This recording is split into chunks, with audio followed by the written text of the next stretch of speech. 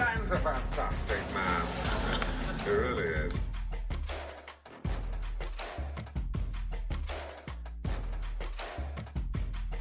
Ladies and gentlemen, please welcome. What's going on, everybody? This is Dan French. It's another French Workbench podcast today. It's Saturday.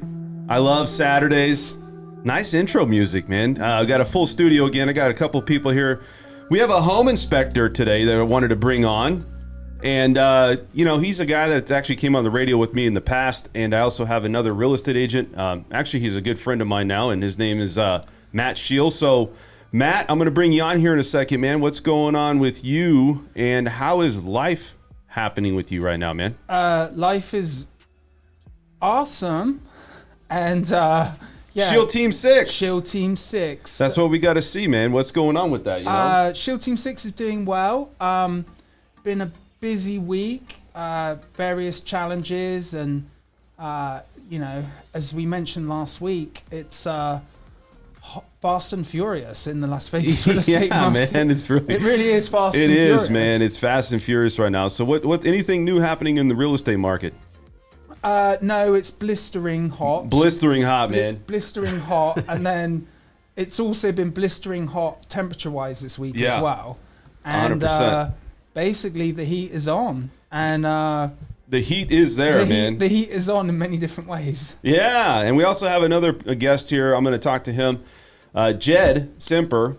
He is from Red Beard Inspections LLC. Did I get that right, Jed? Yeah, Red Beard. You can't tell why it's Red Beard. It's kind of hard to see who it is. But, I wondered why you called your company Red Beard Inspections. I couldn't figure that out. Yeah, right. Sorry, but no Red Beards needed to apply. So anybody out there needing a job, give us a holler. Yeah, man. Is that Red Beard from the Irish or the Vikings? I actually think it's from the mailman, was what I was told. I'm not sure. We might not want to get into that. Well, here's the thing. It has to be from the mailman in America because you guys don't have milkmen. Absolutely. Man, how long did it take you to grow that thing out? You know, when I first started the company 8 years ago, I think I had a couple little braids coming off it, kind of like the Johnny Depp pirate days, you know? Yeah.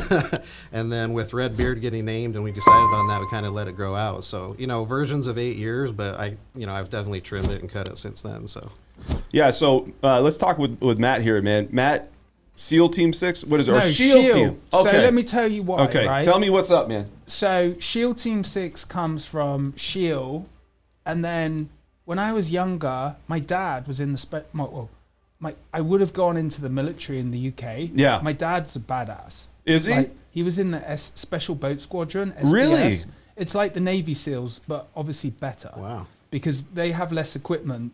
America's got all the equipment. I mean, it's a military superpower. Yeah, it is, man. But, it is.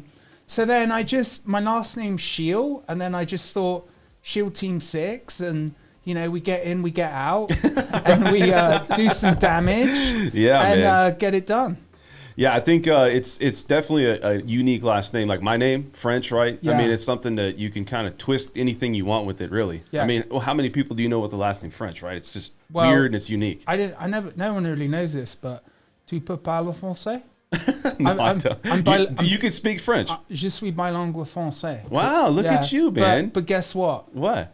I didn't know I was going to be in America when I was a kid. So you took the wrong language. I should have learned Spanish. I knew it, man. I knew wow. it. Well, but did you know, we didn't know, this was going to be a big growth. Seriously, I didn't know I was going to end up in America. Oh, really? Otherwise, I would have been smarter. And what made you come to America, man?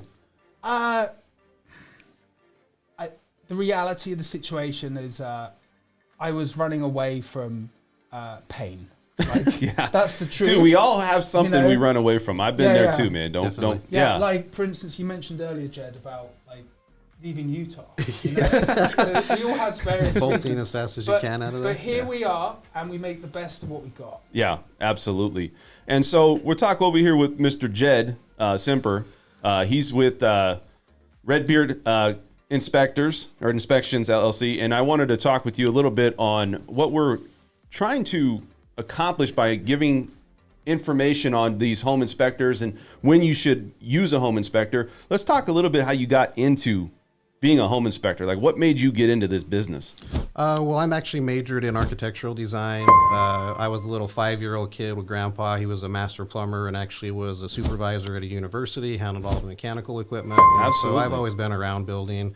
We actually got inspection license because we were doing some investing prior to the 07, 08 debacle that we had here in the valley. Yeah. I felt that I knew more than most of the contractors that I was paying to come with me as we were considering homes in that process. And so getting the inspection license just alleviated that option for me and just kind of put me front and foremost.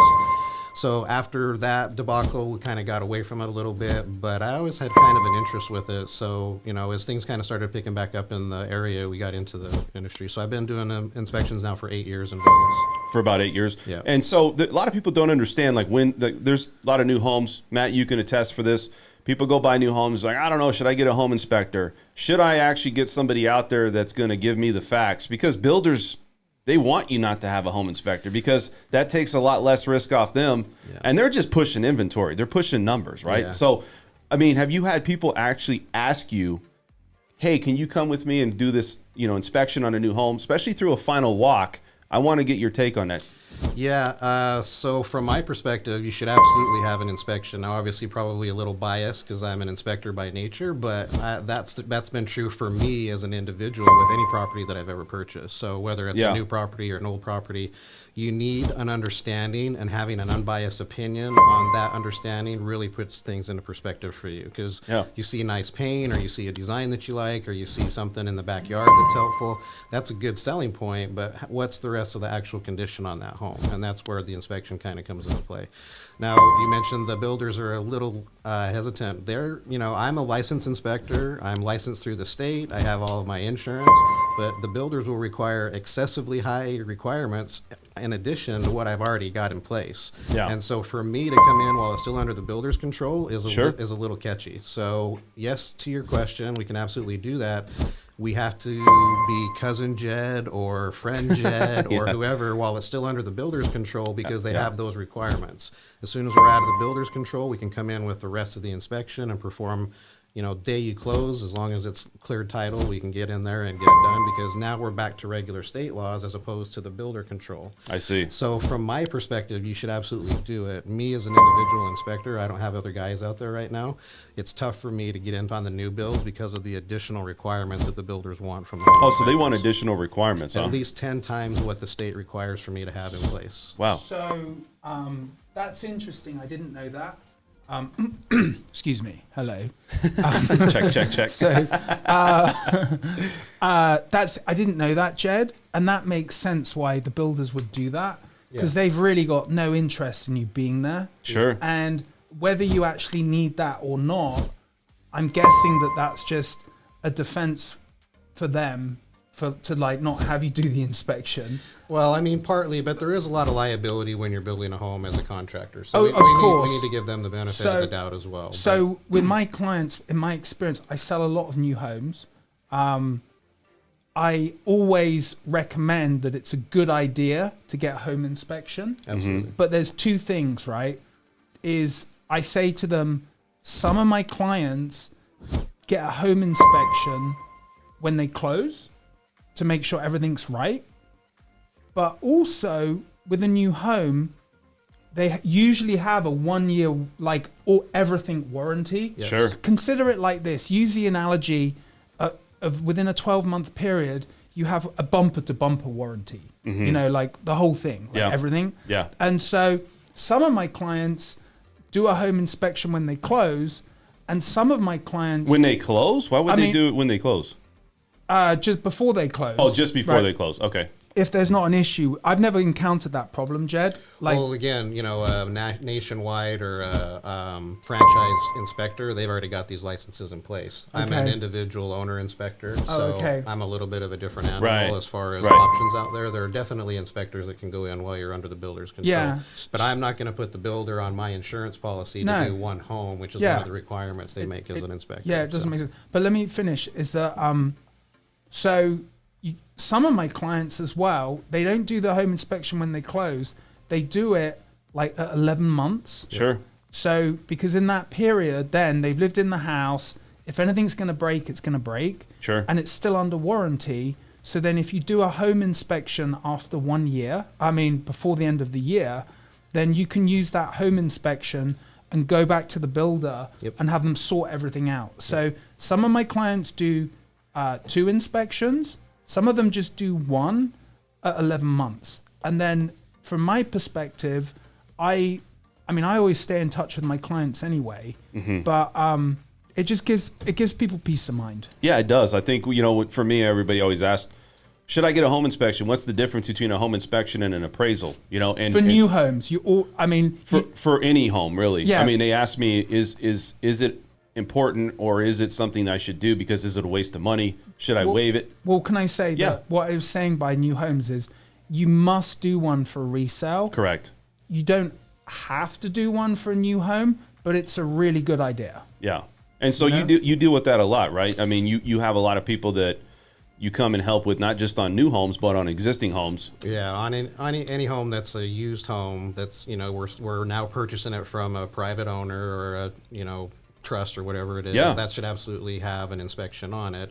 And again, these aren't going to be pass or fail inspections. We're going to tell you what the condition of your electrical system is, your plumbing system, your heating, air conditioning, which is extremely important in Las Vegas. Absolutely. And something working during the inspection doesn't guarantee that it works when you move in. But again, some of the things that I do individually, like video the inspection, help document what we found while we're on inspections, can help people down the line with warranties, insurance issues. We just never know what you might come across. Yeah, and that's something important, because if you do get like a inspection report, and you can take that to the seller, you kind of want to hold the seller's feet to the fire that you have to maybe look at these things, because technically if these things aren't taken care of, what you got the SRPD, right? And if you don't have those things filled out, and let's say the seller fills this stuff out and it's like the best of their knowledge, right? It's this form that's given to the seller, right?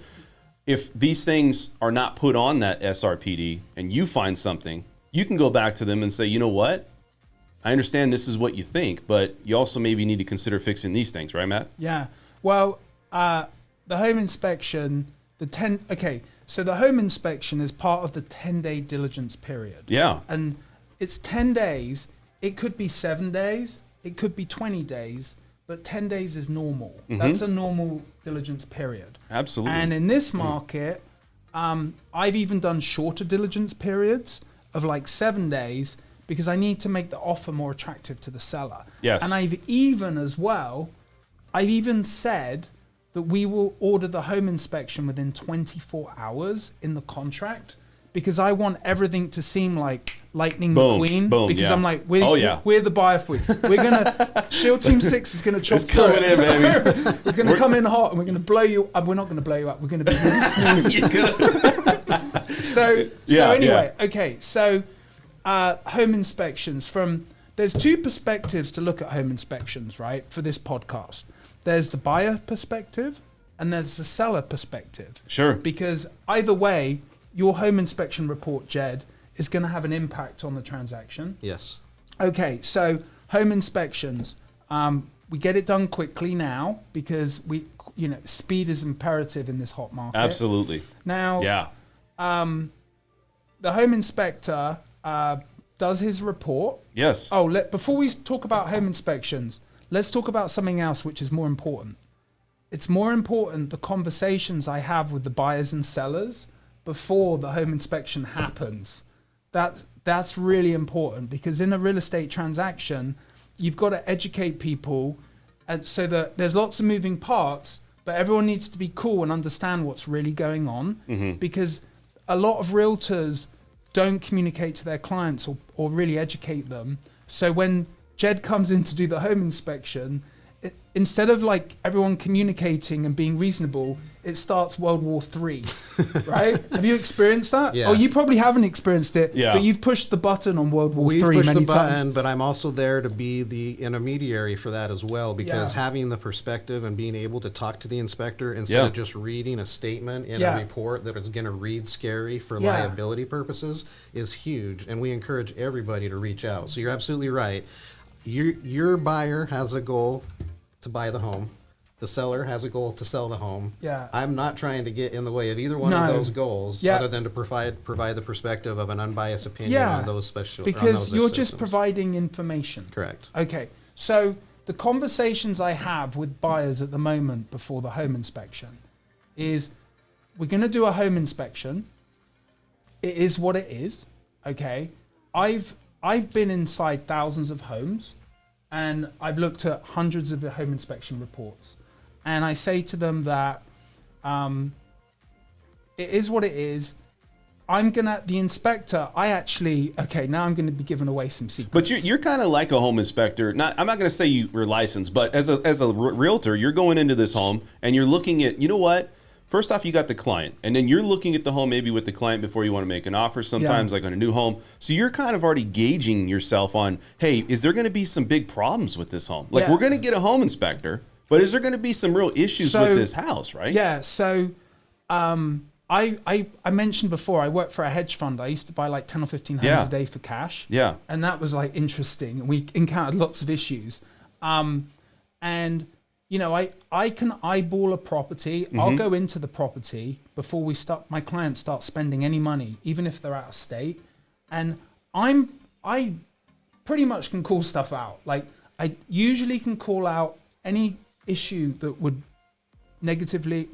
prevent the home from appraising. Yeah. Like a strap missing on the boiler, or some water damage, or for VA, if there's a wooden structure attached to the house. Yeah. Like, there's different things it means that the house isn't going to appraise, or rather it will appraise at value, but there's going to be appraisal conditions. So I can eyeball that stuff out the gate. Yep. And usually I won't let someone write an offer it's not that I won't let them write an offer, but I'll tell them that I think I like that. I can spot it. Sure. But I'm not the inspector. Yeah. Okay. But I've got a good handle on it. Now I tell my buyers, I give them expectations for the inspection report. And I said, you know, depending on the age of the home, I'm like, there's going to be stuff's going to come up. And I'm going to ask the home inspector, when I'm representing the buyer, I say to them, listen, the diligence period in the home inspection is part of the game of the transaction. Yeah. And so we're going to game the seller as much as we can to extract free money from them. Yeah. That's our goal. Now, but do they actually come in and try to say, hey, we're not going to pay for this in this market? See, you get a home inspector. Are you talking about the seller? The seller, yeah. Absolutely. Yeah. Let's just talk about the buyer for now. Okay. Because I want to break it down so everyone can get the information they need. Okay. Okay. So from the buyer's perspective, I like it if the home inspector makes a laundry list of stuff that's wrong. Yeah. From the buyer's perspective, right? Right. Now, I'll tell the buyer up front that we're going to make a song. We may make a song and dance out of this, but we want to get the deal done, and the goal is to try and get some free money out of the seller. So, like, how does that work when you say free money? Because I know you have a laundry list. Yeah. And I feel that sometimes you get that laundry list and it's like, okay, we got a lot of ammunition. I'm going back to the seller. Yeah. We got a lot of things that need to be fixed. I want some money or I want this done. Okay. Right? So you got to be careful of the language you use. Okay. You said we've got a lot of things that need to be fixed. Yes. That's not true. Okay. Right? So say you've got a house that's built in 1990, you're always going to have the windows, like there's some stuff. Weathering, the screen, there's a leaky tap. Faucet. Faucet, yeah. Faucet? No, it's faucet. Faucet. That's all right, man. Hey. I'm trying. Hey, it's good, I'm trying. It's So good. I love it. You got a leaky tap. Yeah. You know, there's a crack somewhere, right? You know, there's some scuffed walls. Like one of the fans doesn't work. The extractor fan doesn't. Your AC may be original at that age. Yeah. There's like, there's a decent chance. This is stuff comes up, and so what I do is I say, listen, just trust me. I trust Jed. Yes. Like, let's see what Jed says, and it is what it is. Yep. So then, the you do your thing, right? Yeah, I do my thing. You do your thing. Jed does his thing, man. He's out there doing his thing in the hot weather. Okay. And then what's normal is that I say, look, we should expect, once the inspection's done, we'll probably get the report normally within 24 hours. Yeah. And it's a detailed report. Sure. Like every room, photographs. Jed, you even mentioned that you do videos as well. Yeah, so every inspection with Redbeard Inspections, we use digital cameras, thermal cameras, and I use a GoPro camera. We're expected to remember what each inspection entailed, and I see an average of 2 to 4 houses a day, 7 days a week, especially in the heat of this market. So somebody calling me up from 3 months ago and asking me a question on their home, we're going to absolutely absolutely believe that I did the inspection for you, but going off of memory, it's going to be very hard. Yeah. So it gives me the ability to go back to my office, actually pull up the footage, and instead of me guessing or trying to remember, we can speak from a position of actual information and even send over the edit if there's anything. Yeah, that's really cool. Yeah. And so, so we get this laundry list, and I like an inspection with a bunch of stuff on it. Absolutely. When I'm representing the buyer. But what I say to the buyer, before we even do the inspection, I said, look, if anything serious comes up, we're going to address it, right? And the way we can address it is we're either going to ask the seller to fix it. If it's serious, we're going to ask the seller to fix it. We're going to ask for a credit, or we're going to cancel escrow. Yeah, but in this market, okay, I'm just curious. In this market, home inspectors are very important to have in any market, but in this market, I feel like the seller thinks that they're sitting on a gold mine, and they're thinking you get a home inspection first, right? Yeah. So everybody's like, well, we got to get an appraisal, but the home inspection sets up the appraisal. And so that home inspection is very important because if you find something big before you start paying for a home or the appraisal, 100%.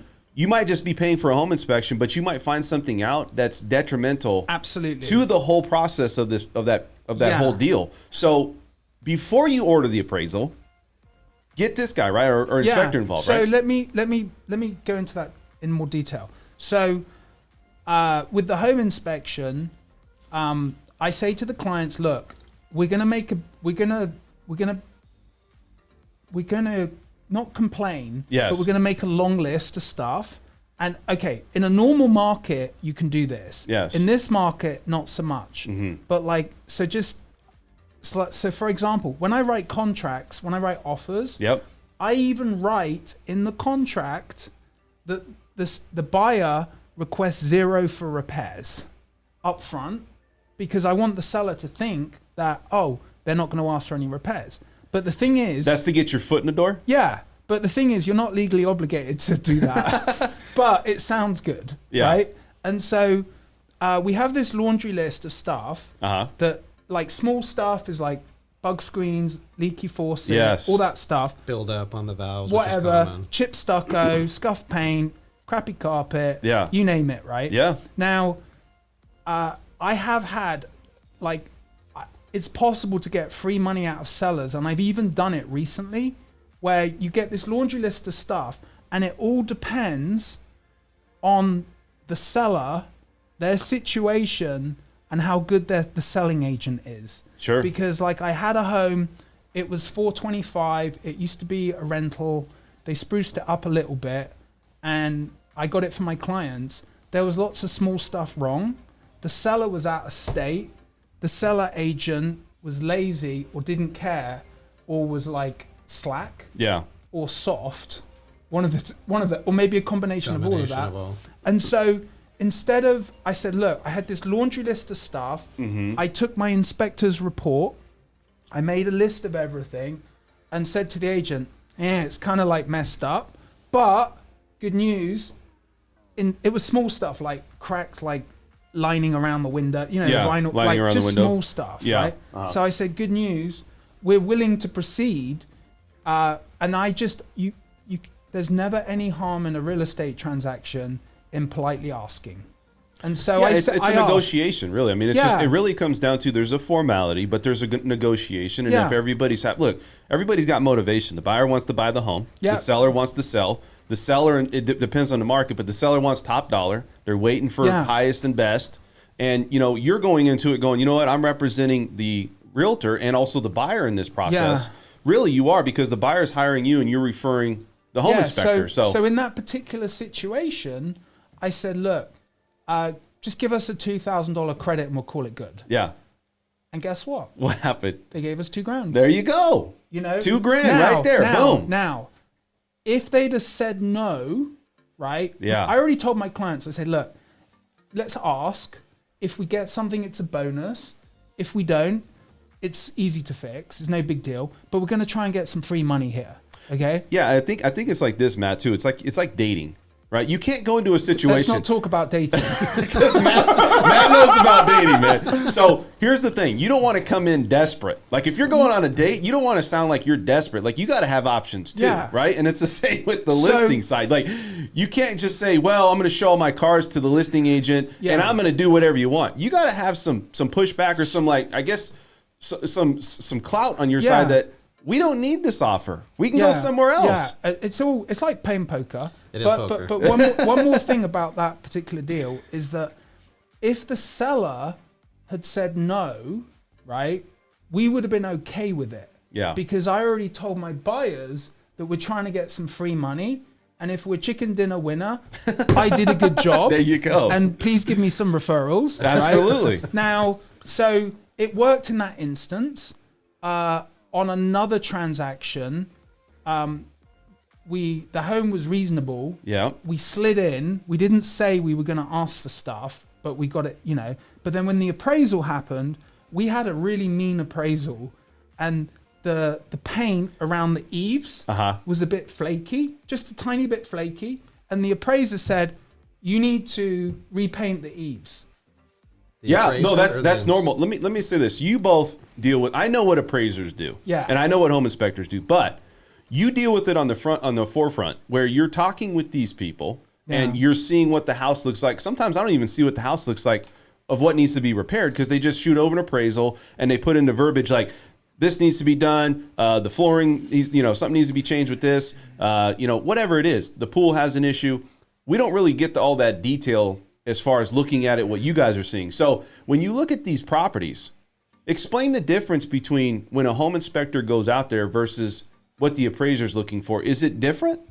Yeah, it's different. Right. So, in that particular situation I just mentioned, we didn't ask for anything for the repairs. Okay. But a key thing to be in the advantage of a buyer, right, in this when you're negotiating and you're going through the diligence period, is if the house is vacant, then the seller has a carrying cost usually. So you kind of got them. You got them. Yeah, you got them because once you start the transaction, you pull them through the transaction because if you cancel, then I say to the agent, we need to address this, in a cool fashion, because if we don't, you're going to have to deal with this with someone else. So let's just get down to business. And vacant homes from an inspector standpoint give us a much better perspective and an idea on the home because we're not blocked by stored items. We can trip GSCIs. Vacants, let's talk about that. That's a big deal because some homes are just,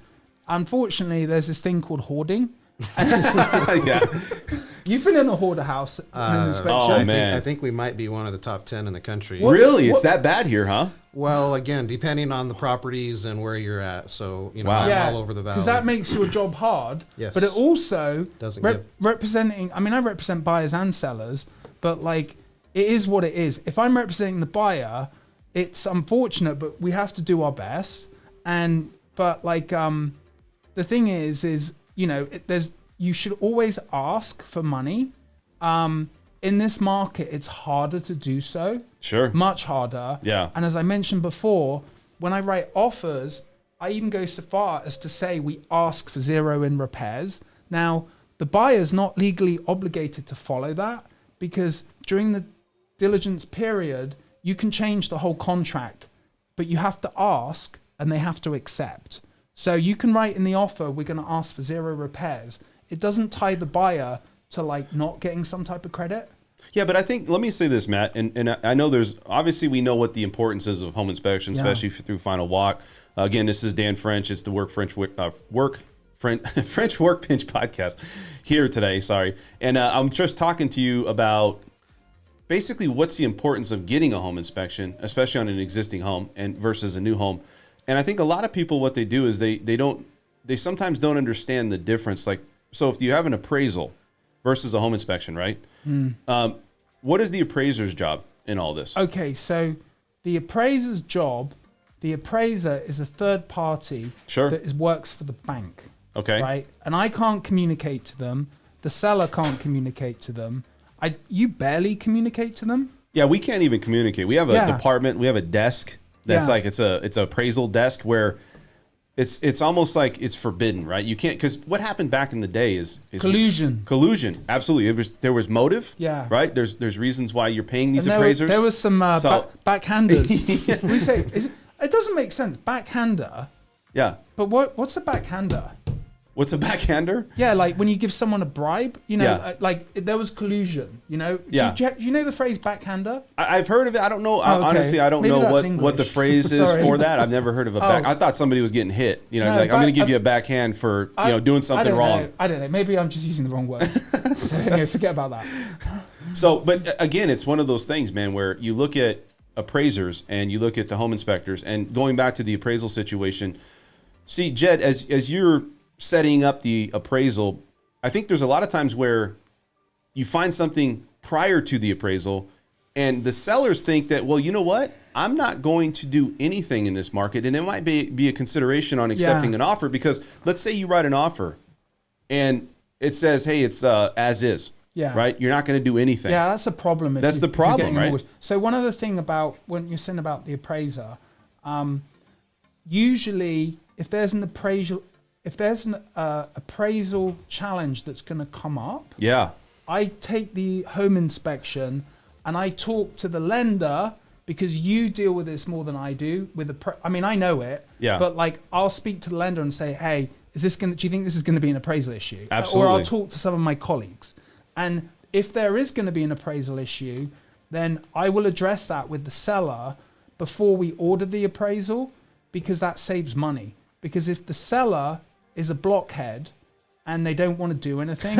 Just a blockhead. No, but it happens, dude. I know. And so, like, this is all why. There's probably a lot of blockheads going on right now, right? Oh, for sure. But the thing is if you have as a rule of thumb, I have these conversations, like doing real estate is like, you know, doing like Jedi, you know? Yeah. And so you have to use the force and you have to have conversations before it happens. Yeah. And you have to Jedi mind trick everyone and tell them that this is the way. That's the way. Okay, like Mandalorian. I like, you know, this is the way. And so anyway, back in reality, you have these conversations. Now, if something's amiss, right, with the house, often older homes, boiler straps, stuff like that. Small stuff is easy to fix. And an experienced agent, I'll just tell them, you got to just put some straps on. Yeah. Now, if they kick the can back to us, right, and say, no, we're not going to do anything, then I will give my buyers the option. I said, this is going to come up. And like most sellers, if it's small stuff on the appraisal, they'll handle it because they want to sell the house. Yeah. Now,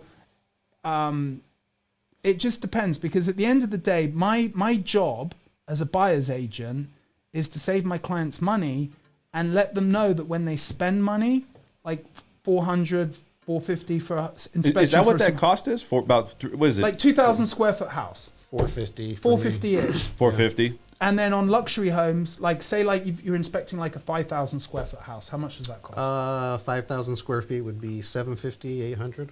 Oh, okay. So, so the thing is my job is to make sure that when people spend money, that they're spending it wisely and they're only spending it once. And then you mentioned to me earlier, Jed, that in your experience in this market right now, on average, you're doing more than one home inspection per client. Yes.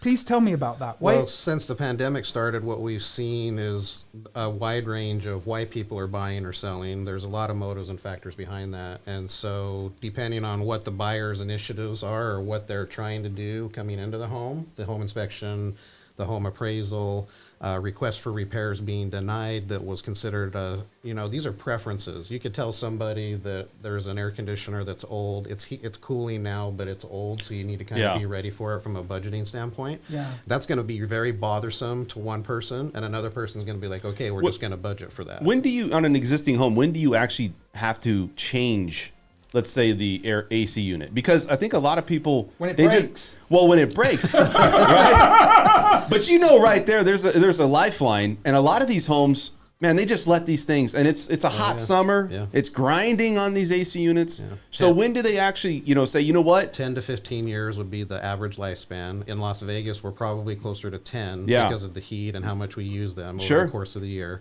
Uh-huh. And if you haven't maintained it, you could even cut the lifespan even shorter. We walk into the house and see your filters are 3-inch thick of dust and dirt. Yeah. Well, Yeah. your lifespan's probably at least 2 or 3 years shorter. So.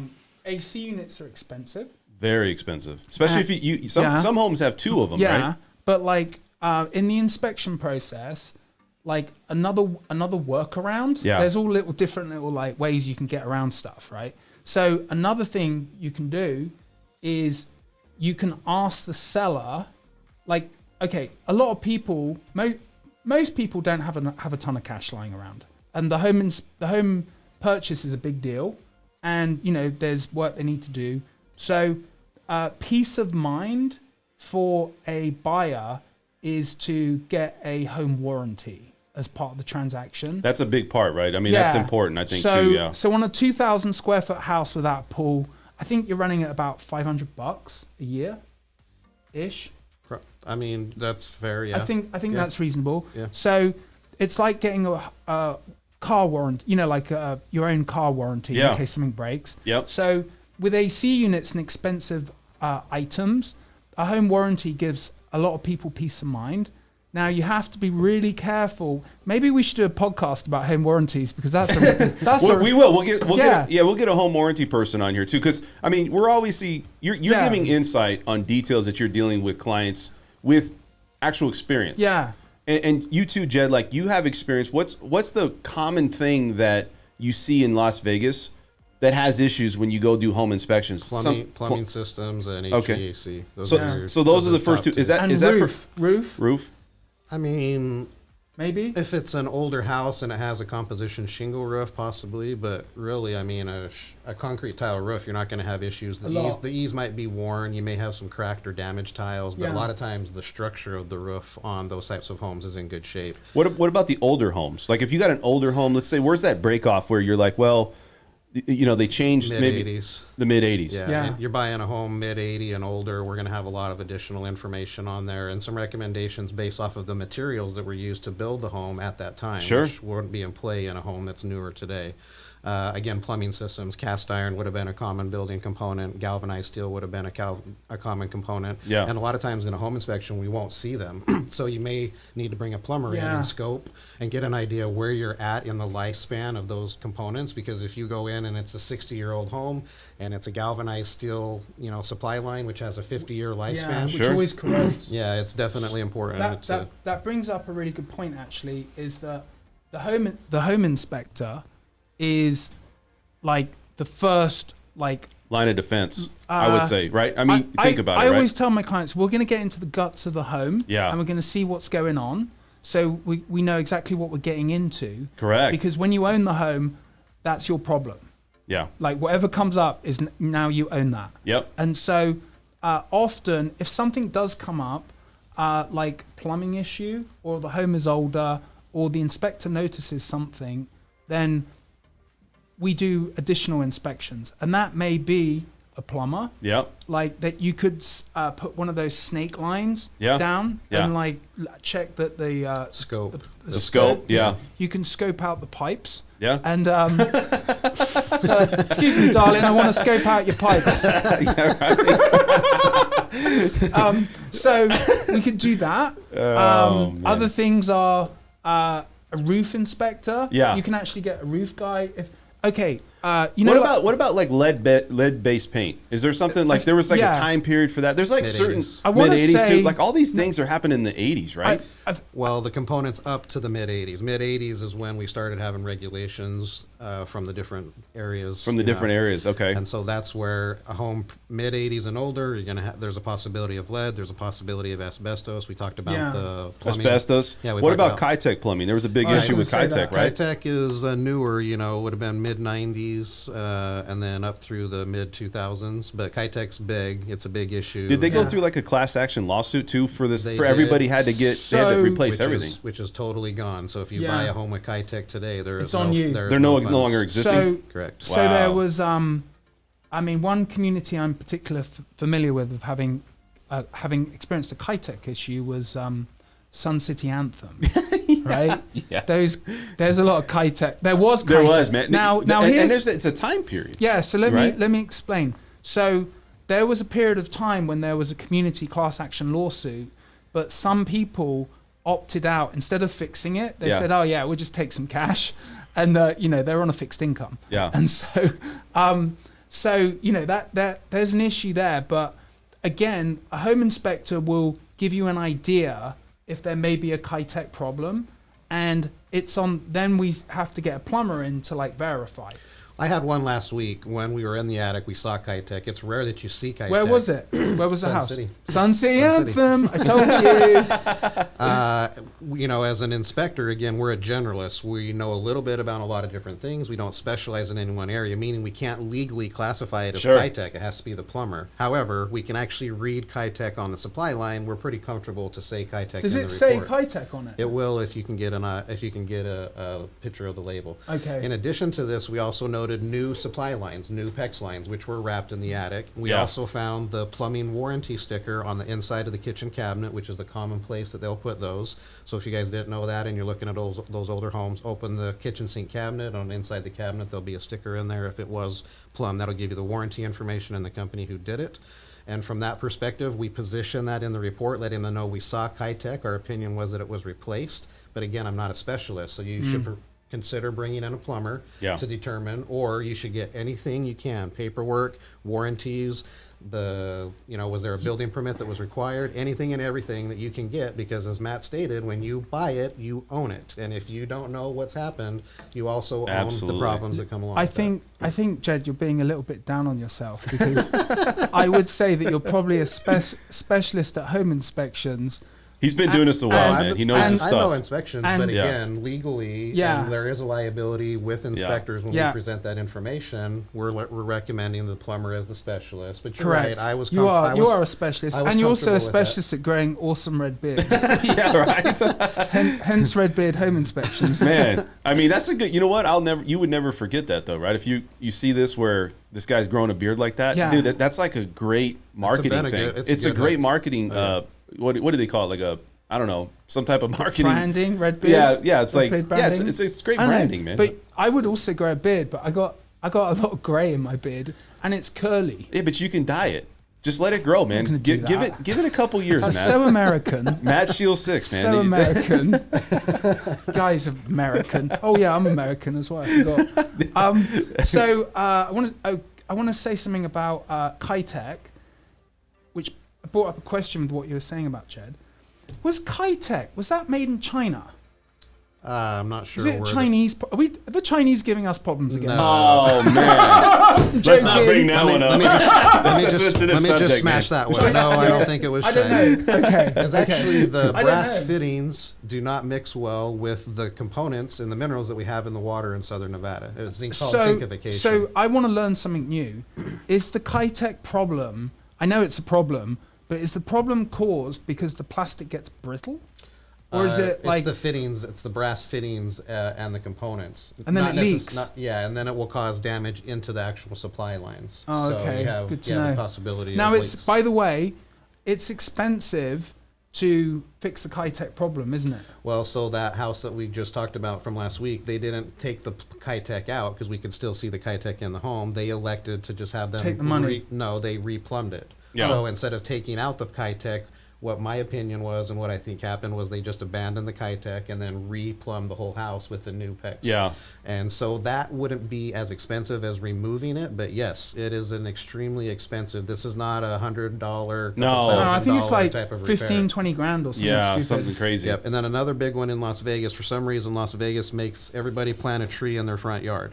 Go down your neighborhood, drive down the street, and you'll see a tree in the front. And if you notice where your water meter is, it will be within 2 to 3 feet of that tree. What is the purpose of that, Jed? Well, from a landscaping perspective, they're probably trying to just make it look aesthetically pretty. But from an inspection standpoint and a home ownership standpoint, you guys are responsible from the meter as it runs through that tree root towards your house, as well as the sewer and the main lines. Those will not be hundreds of dollars of repair. Yeah, those will break, because what if a tree, actually one of the roots goes right into the main line? I've seen it happen. All of a sudden, water's shooting up, right? Yep. Yeah. Guess who's paying for that? Yep, the that's homeowner. the homeowner, right? Yeah. So and that's all their property. A lot of people don't understand that. Where that meter is at the sidewalk, that's where we receive it from the city. So at that meter towards the house, that is the property owner's responsibility. Yeah. And so again, as a home inspector, I'm going to say, look, there's a tree 10 feet from your water meter. You may want to bring in a plumber and determine if you've got an issue. I want to bring something up, is that when you get the inspection report for the buyer, the seller can either, there's some different things how the seller can respond. Yeah. Right. I mean, if I'm representing the seller, I pretty much politely say, get lost in this market. Yeah. But I don't say it like that. I'm like, whatever. yeah, But I know what I say, but I don't tell them to get lost. But you just give them that. You give them that look, like no. So the seller. Okay, so let's say we have an inspection report, and I have a laundry list of like small stuff. Sure. Just small stuff. Yeah. So if there's big stuff, we actually will have to address it. And what is a big thing? Something that's going to affect the appraisal, or something that's messed up, like really messed up. Yeah. And so Cut trusses in the attic. Yeah. That would be a something, big right? one. So the seller, I send off, we got the inspection report, and then there's this form called the buyer's response to the inspection. Okay. And on that form, I list everything that the inspector says, like every line item. Sure. Right. And then sometimes I have to change the language, because I actually have to ask for it to be addressed. Yeah. Right. So you give me language, and then I change it slightly so that it makes sense to the seller and the seller's agent. Yeah. And then I send that over, and then I say, fix all this stuff, or in lieu of repairs, give us a $2,000 credit. Okay. Now I send that over, and I send it over quickly, because you've got to handle this in the 10-day diligence period. Because if you go past the 10 days, then you can't do anything. Right. So the clock is very important in the transaction. So immediately after you get the home Within inspection, you're filling this out, you're sending it out, and saying, okay, guys, we need to get this on the same page. Yeah. I'll do it within 2 Okay. days. Okay. Okay. Now, here's what the seller can do. The seller can either say no. They can say, we'll give you what you want. Yep. Which is usually I ask for the credit. Okay. Because the credit is always easier than actually the seller, like it's hassle to fix stuff. Or we can meet in the middle somewhere. Now, it's important to do that quickly, because there's a 10-day diligence clock. And with my buyers, like I school them, I educate them so that they're not getting, okay, I have a phrase, and I've experienced as a listing agent. Yeah. When I'm the listing agent, I call it buyers gone wild. Yeah. Right? When they just go wild and it blows up the It's transaction. this market right now. I mean, not this market, but it's buyers are basically in a position where, if you're a selling agent out there, Yeah. do you really look at all these things that need to be repaired? Because, and this is my question, I guess, because we talked about new homes. Maybe Jed goes in and he just thoroughly looks at all this and he says, you know what? Man, there's a ton of things here. Just like you said, you're going back and you're sending this over. Yeah. Do people want to cancel, I guess, is the question on that so side of it. Where usually not. Okay. Because in this market specifically, absolutely not. Because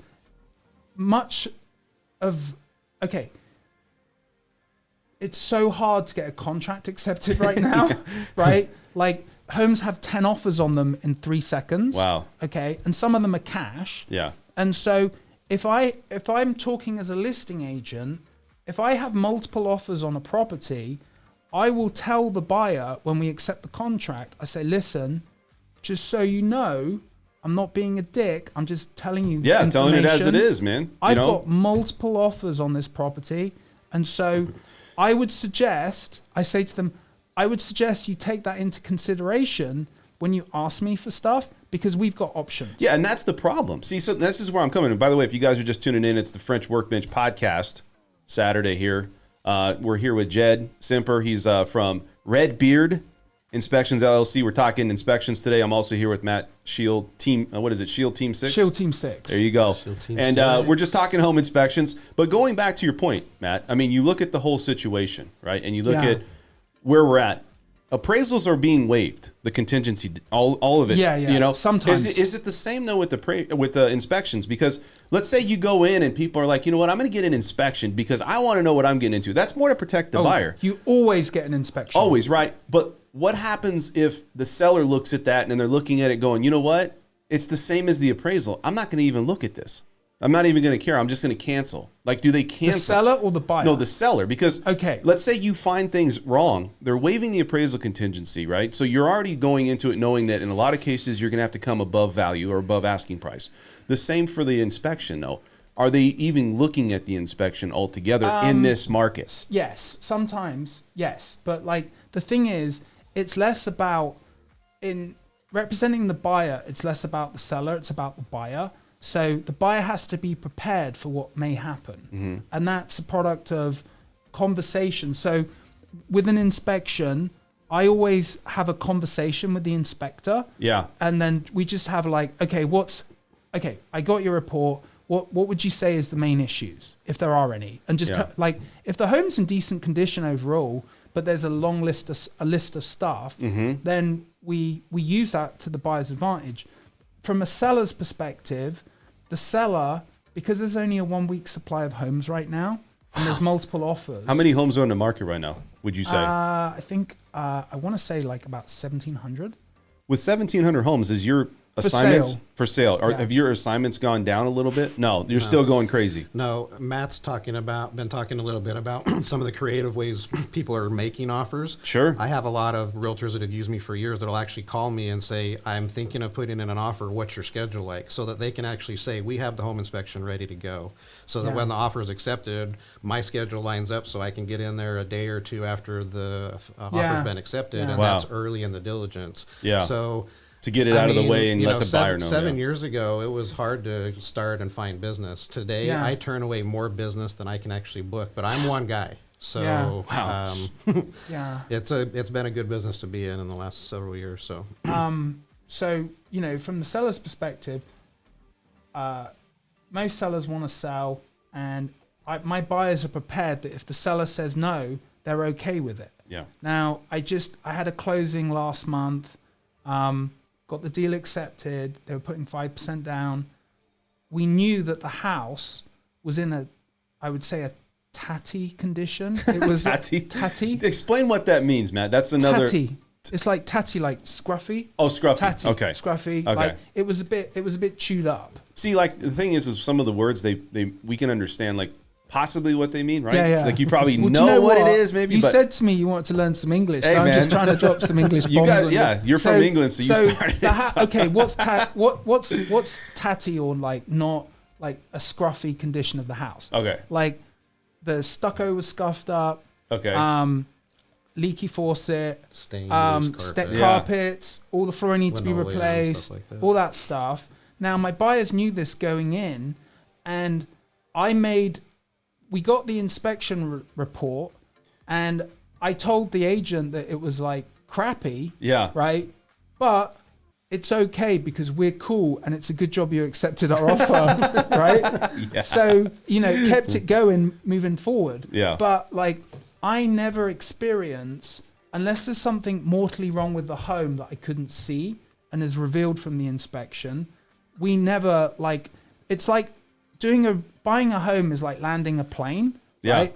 And the 10 days diligence is part of the turbulence. And there's so many you still got to keep landing the plane. Yeah, you got to still keep going forward. So, I mean, it's just a different world right now. I think.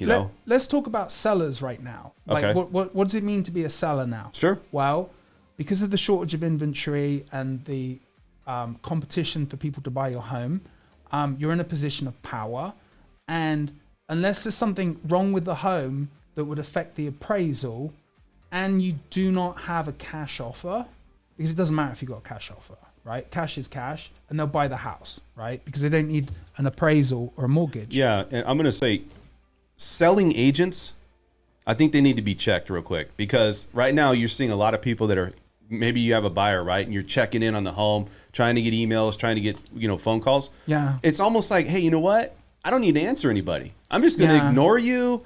I got what I want. I'm just going to wait for the offers to come in. It's money in the bank. And it's just these agents, they need to be checked a little bit, right? I mean, that's where here's the inspection thing. checks them. It's the invisible hand of economics. But if you communicate about everything in a reasonable fashion, then you'll just say, we're going to cancel escrow.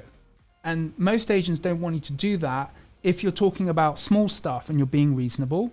Now, from the seller perspective, you shouldn't have to give any credit at the moment. You shouldn't have to give any credit in lieu of repairs, and you shouldn't have to make any repairs.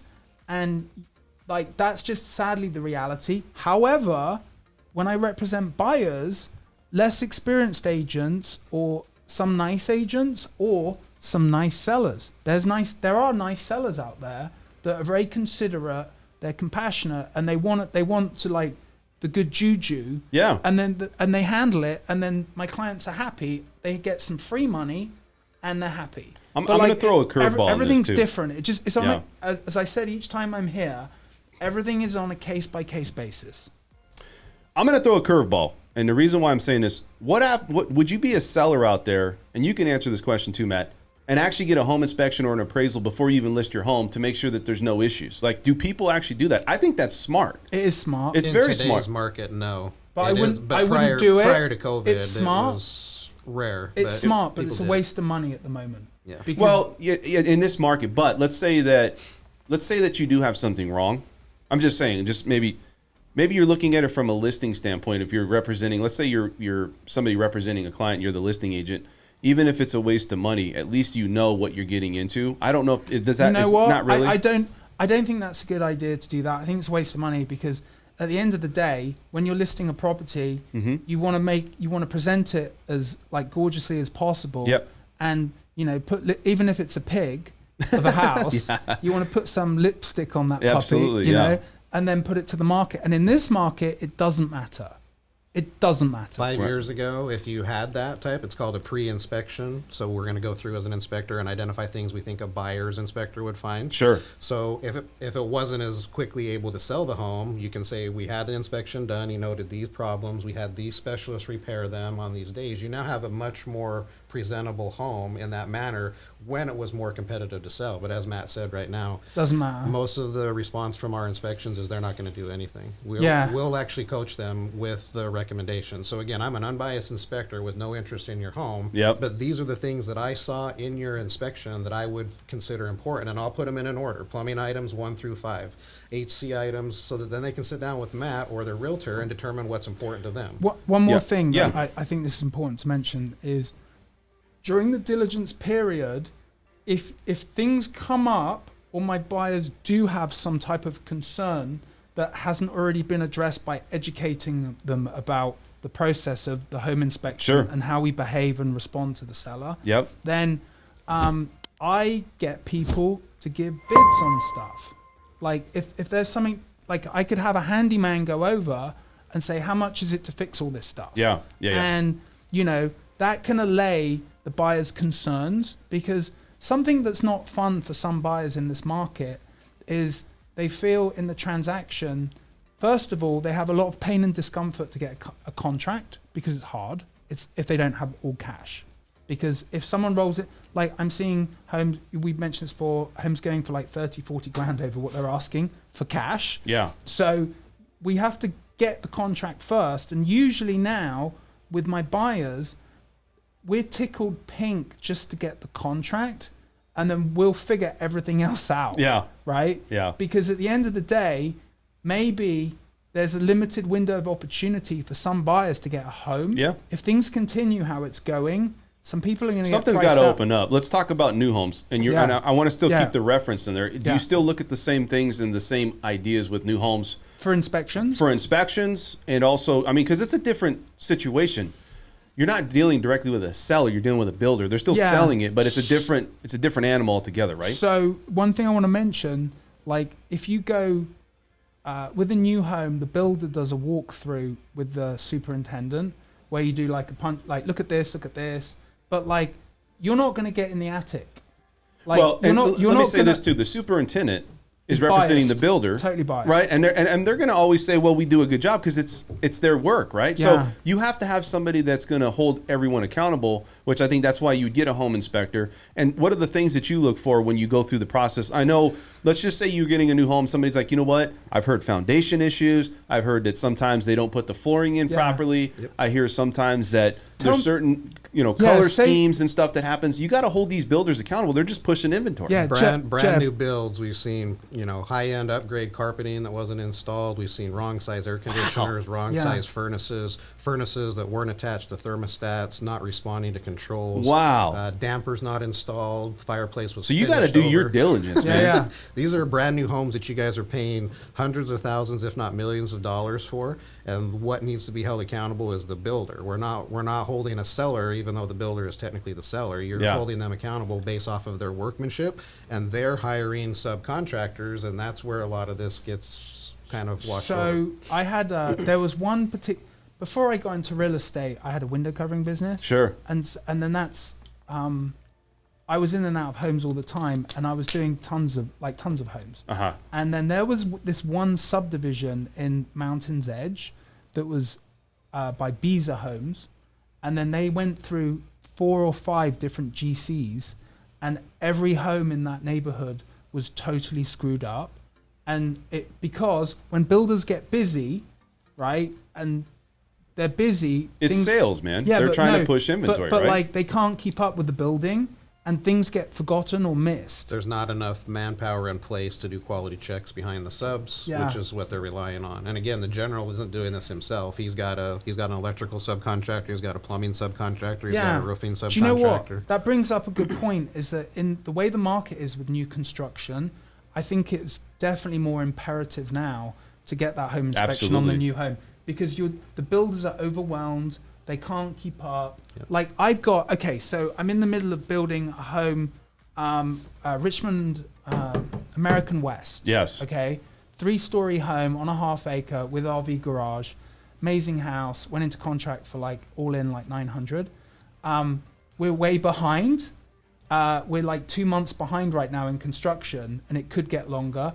And I spoke to my job as an agent, if my client's out of state, is I keep an eye on things and do eyeball it during the process. Sure. And I spoke to the superintendent last week, and he's like, I've never experienced anything like this, because with the lumber shortage on the homes they're building, when they get the framing in, they're only getting half the house in when it comes in.